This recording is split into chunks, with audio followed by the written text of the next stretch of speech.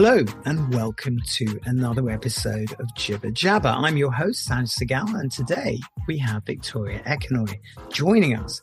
Not only a talented actress, but also an incredible singer. Hi, Victoria, and welcome to the show. Hi, Sanj. How are you? Thank you so much for having me. Well, for people who don't know you, or know who you are, which is next to impossible, you have a full list of credits, including notable television shows such as Coronation Street, where you portrayed the character of Angie Appleton, and The Royals, where, you showcased your talent as Rachel. But you've also done some television work. Maybe you could talk a little bit about that. What sort of TV work have you done? Oh, gosh. I'd say I had a really great time doing Death in Paradise because I was a villain, and it's always fun to play the villain. That was, and it was in Guadeloupe as well. So we can't really complain when it comes to the location. You had an amazing location. Oh, beautiful. Absolutely beautiful. It was actually in the on-off, I say on-off, gosh, the craziness of COVID. So we were all we were in lockdown. And so it was kind of, the rules were changing here and there. And so it was stressful in that way. Plus I had my son with me and my mom, which was really wonderful. I think it's so important that companies just get that, parents have children and bringing them with you is the way that they'll get the job done. Yeah. But yeah, it was wonderful. I'd say, almost never, Doctors, The Worst Witch. I've done this year. I have 3 movies and a TV series out. Wow. So moving along. Yeah, moving up. But you were also on Celebrity X Factor as well. And I can't skip over that. That was an amazing clip that I saw on YouTube of you. But yes, okay, moving on. Well, you and I have something in common, and that's cancer. And I wanted to try and talk about that today for people who are going through it, people who have been through it. I thought on some level we could relate to those people and give them an insight into such a horrible disease. What do you think? Oh gosh, let's dive in. All right, let's go. Well, look, I'll start with me so that people know, because not many people know this. Actually, it's a big secret, but I sort of hid from it. But I was diagnosed with lymphoma in 2023 and underwent 6 grueling rounds of chemotherapy. Something I wanted to put behind me and move on. But then it became apparent that if I talked about it in the open, I could save a life or help someone to get through it. And that opportunity didn't really come along until I met you. And I know from your perspective, you've suffered with cancer. What was your cancer like? So my son was 6 months old. I was breastfeeding him and I found a lump, which itself is quite jarring because, you maybe sounds really dramatic, but you're having to contemplate life and death at the same time. I have this beautiful baby in my arms and I'm feeding him, and that part of my body is giving him life, but could potentially kill me. So it's, it completely took the wind out of my sails. And I, at the time, didn't say anything to my partner because his mum had just been diagnosed with ovarian cancer, and I didn't want for him to bear that weight. So I didn't say anything until I was very close to being sure what was going on. I had 2 ultrasounds at 2 different hospitals, and they told me that I was fine.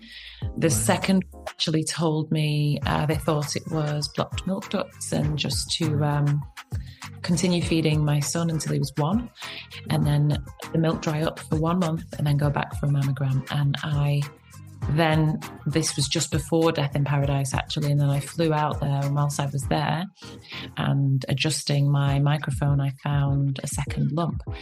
So, I mean, that... Did you feel different? I mean, for people listening in, did you feel different? Did you know it deep down, something's wrong and I need, something's really wrong? I knew something was wrong, but I was feeling different on a daily basis because I just had a baby. Your hormones all over the place, chemically, hormonally, emotionally, physically, everything's, it's haywire. And so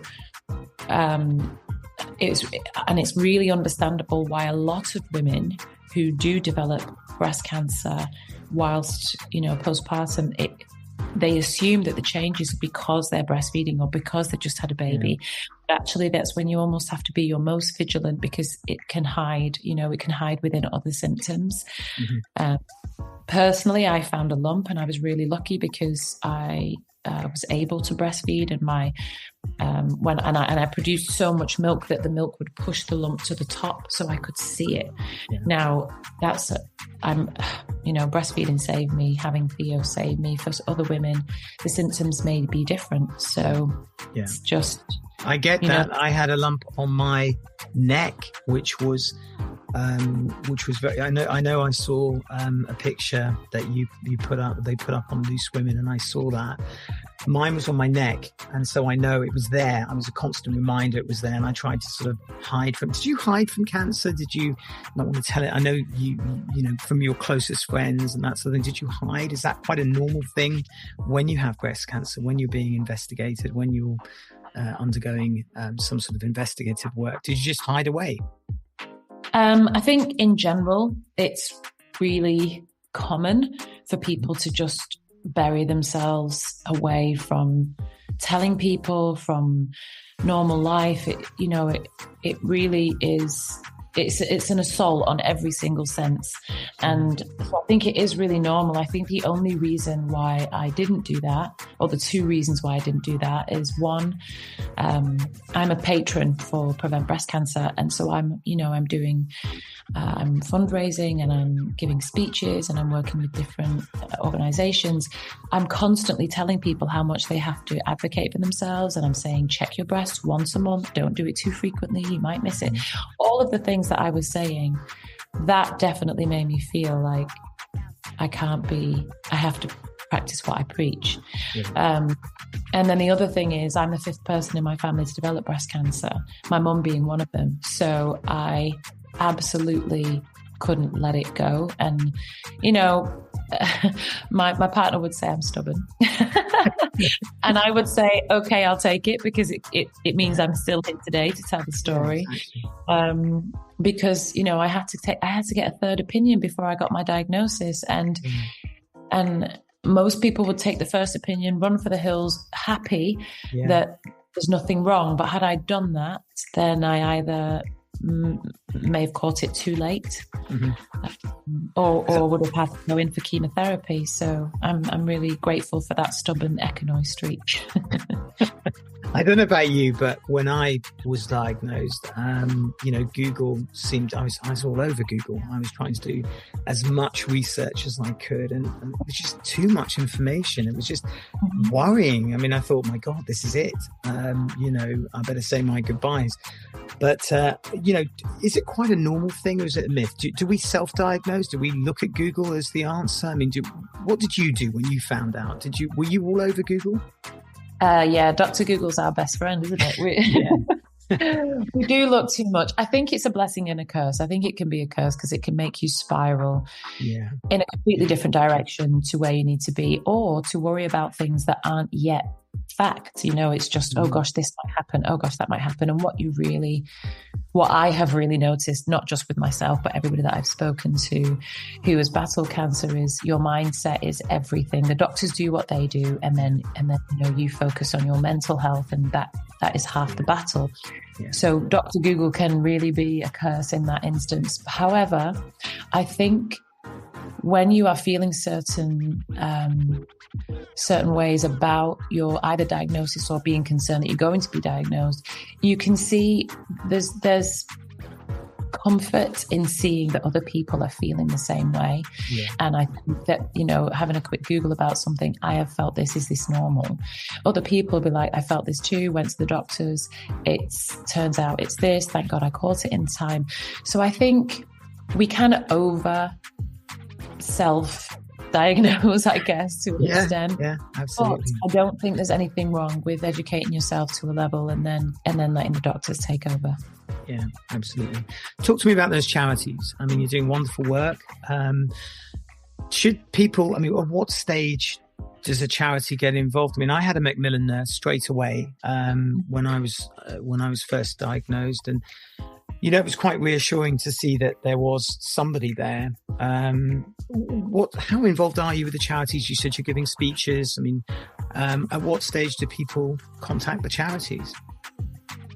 The charities are there all the time for every stage, because whether it's you found a lump and you're waiting for a result, or you've had the result and you know that you're going to have surgery, whether you're a family member or a friend of someone who's going through it, because the ripple effect is so huge. It's horrible. Yeah, it's horrible. It affects every aspect of your life, whether that be your work life, your social life, your sex life, your relationships with friends, family, everything. And then your relationship with yourself, because all of a sudden you are facing your mortality, and potentially on the other side of it, after surgery, you're facing a different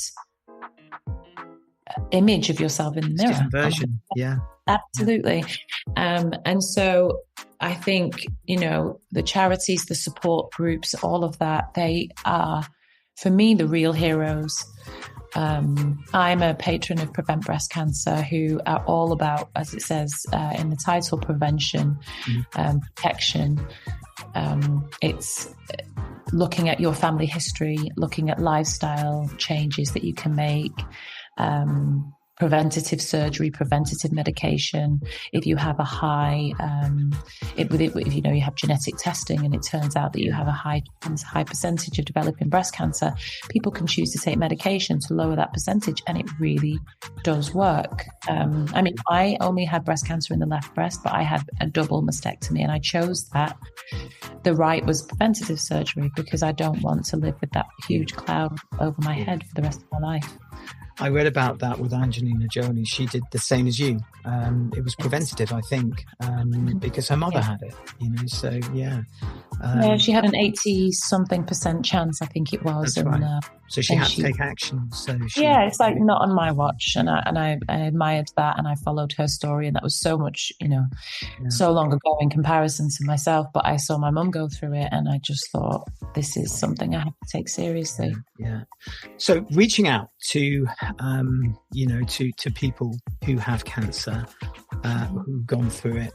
Can you tell us a little bit about how family can support, what should they do? Should they sit in the background and not, because so many people take a step back. I don't want to hassle her. I don't want to ask her how she's feeling. I don't want to say, how can they be supportive? Was there something you loved when you can remember that you loved when family were around you? I mean, is it a taboo subject? No one should bring it up and step on glass next to you, or did you mind talking about it? Were you quite open with it? I was. I know that everybody's different, so it isn't one size fits all. Some people are very private, and it takes a lot for them to open up. Not just, people might be incredibly open, and then all of a sudden they get a cancer diagnosis and it shuts down. So it is really about trying to read the room, which is really, really difficult. But just saying, look, I'm here if you need me. I'm here if you want to talk. If you don't want to talk, we can go do something fun to take your minds off it. There are so many ways, I think, for me, in which my friends and family, my support network, were second to none. They were incredible. My partner, Johnny, literally, oh gosh, bless him. It was COVID as well, and we just had a baby, and he was traveling back and forth between the UK and France. And then obviously my own mum, who had been through it and also was a mother, and my sister and my best friends. And it was so much for them. And actually, the hardest part for me was managing their emotions, and how I felt guilt that I was making them go through this, which I know now, looking back on it, was not the way I should have been feeling, but you can't help it.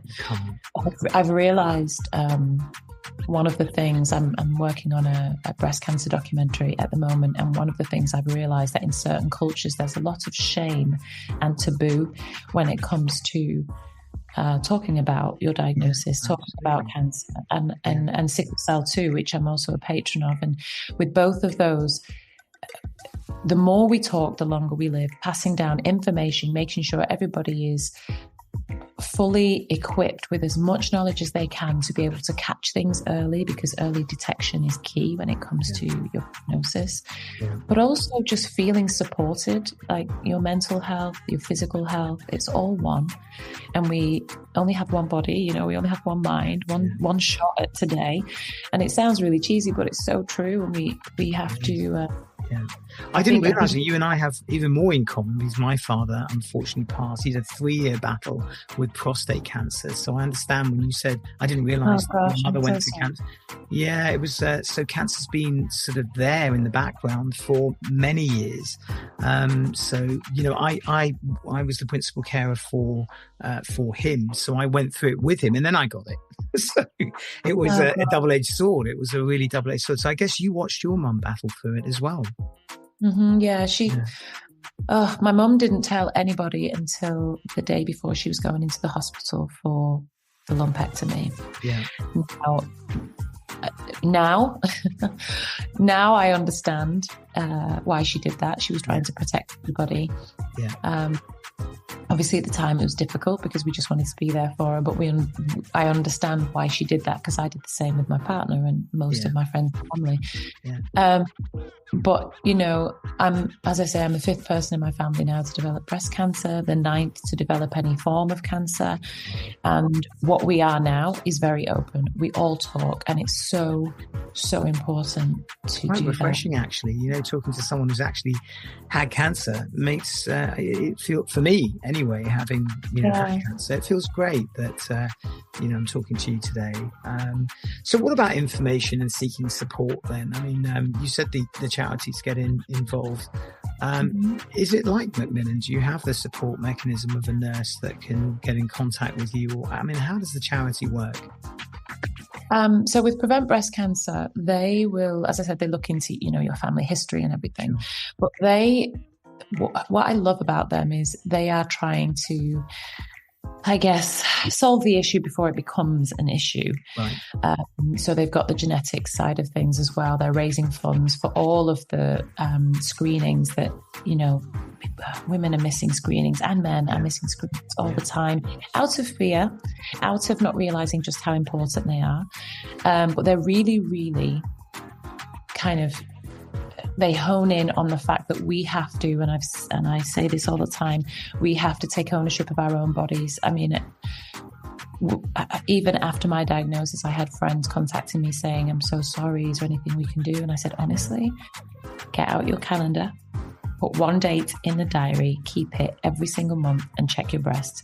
That's all I needed to do for me, because they didn't realize that checking their breasts daily isn't actually going to be the most efficient way of safeguarding yourself. Because say I see you every single day for a month, I'm not going to notice your hair growing. But if I see you a month after, then I've noticed the change. And that's the same for anyone, for everyone's body. And also understanding your normal. That's one of the things Prevent Breast Cancer are very, very hot on. Like, you may have, I have a lump, for instance, in my right breast that has been there for over 10 years, but it doesn't change. It is a fibroadenoma. It's benign. And I know that is normal for me.